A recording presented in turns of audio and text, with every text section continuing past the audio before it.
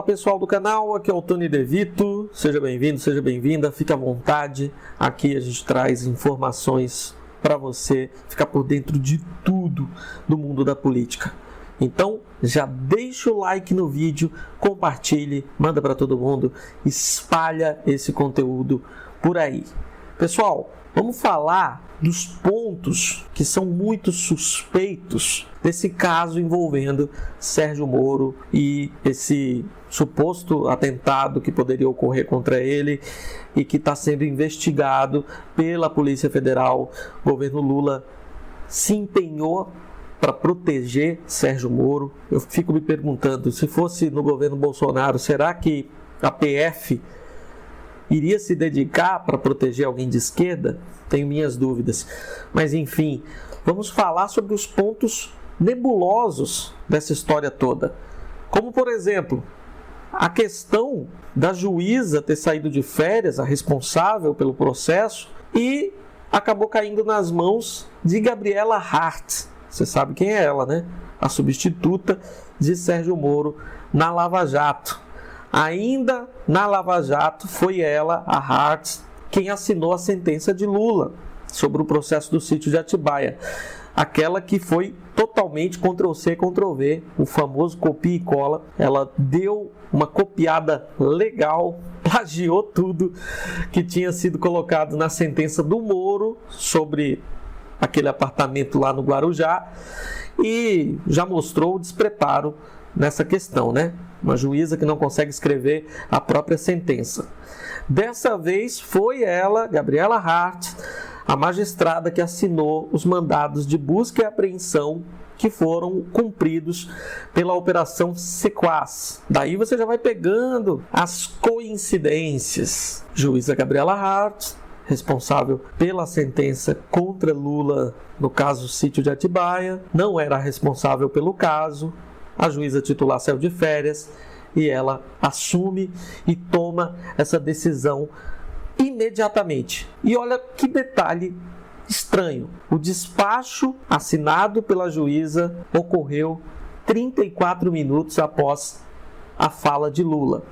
Que fala foi essa? Aquela sobre Lula dizer que queria F. Moro quando estava preso lá na Polícia Federal de Curitiba. Isso lá atrás. Lula estava contando um sentimento que aconteceu quando ele estava ali naquela prisão injusta, naquela prisão absurda, cometida graças a um lawfare, a um grande abuso contra a Constituição Federal. Lula apenas estava contando esse sentimento, não é algo que ele planeja fazer hoje, e o contexto é só você acompanhar a entrevista de Lula ao Brasil 247. É claro que esse tipo de fala é muito problemática, porque a extrema-direita se aproveita para fazer todo esse escarcéu que a gente tem visto nas últimas semanas. Claro que Lula tem que tomar o maior cuidado com todas as declarações que ele dá, porque qualquer fala tirada de contexto pode ser uma arma para a extrema-direita. Mas voltando para a questão toda estranha envolvendo Moro, nesse caso que pode ser uma armação, não estou afirmando, mas existe sim uma dúvida sobre tudo isso. O despacho foi assinado 34 minutos depois da fala de Lula. Muito estranho, não? Esse caso não deveria ir para o Paraná. O processo que investiga um suposto plano de ação contra Moro por parte dessa facção criminosa está na 9ª Vara Federal de Curitiba, que alega que o caso é de sua competência e não da Justiça Estadual, por se tratar de um senador. No entanto, os juristas apontam que a lei estabelece que compete à Justiça Federal processar e julgar os crimes praticados contra funcionário público federal quando relacionados ao exercício da função. Olha aí, bem diferente do que está acontecendo na prática. Tem ainda um documento falso que liga o site Intercept ao PCC. O documento foi analisado pela equipe de Mário Gaziro, professor de computação forense da Universidade Federal do ABC, que comprovou que há 95% de chances de que houve adulteração digital. E por que o Intercept está no meio disso tudo? O Intercept foi o veículo de comunicação que abrigou as matérias da Vaza Jato, aquela grande série de matérias que desmascarou Sérgio Moro, Dallagnol e a Lava Jato. Muito cômodo enfiar o Intercept aí no meio, ligando o portal de notícias, o portal jornalístico a uma facção criminosa.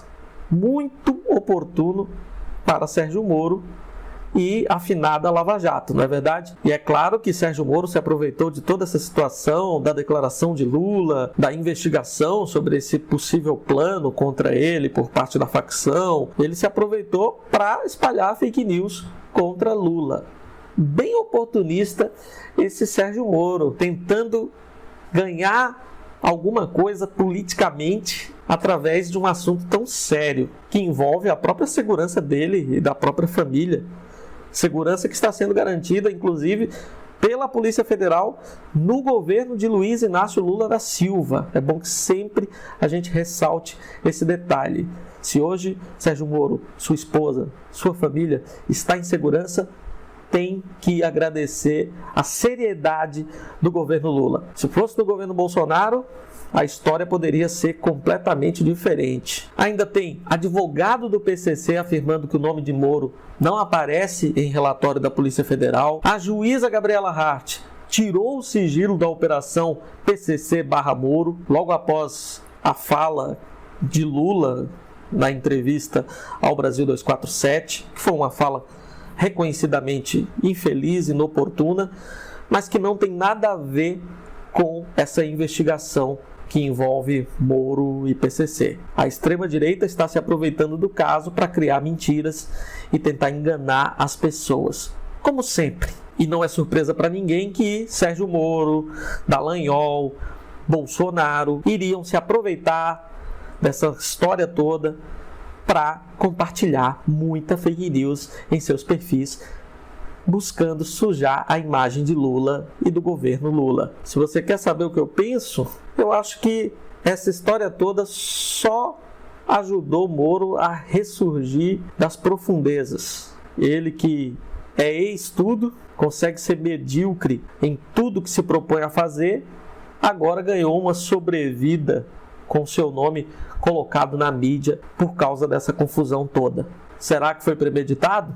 Aí quem vai responder é a Polícia Federal, depois das investigações. Quem vai julgar é a Justiça. Não sou eu que vai dizer o que foi que realmente aconteceu. Você que está assistindo, não esqueça de compartilhar esse vídeo.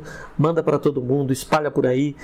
Inscreva-se no canal, viu? Se você ainda não é inscrito, não é inscrita, inscreva-se e ative o sininho. E é bom sempre deixar aquele like que ajuda a engajar os conteúdos aqui do canal. Muito obrigado pela audiência. Quero que você comente aqui o que é que você acha disso tudo. É armação? Não é armação? Que história é essa? Moro, mais uma vez, envolvido em situações para lá de estranhas, suspeitas e, por que não, bem cabeludas. Até o próximo vídeo e força progressistas!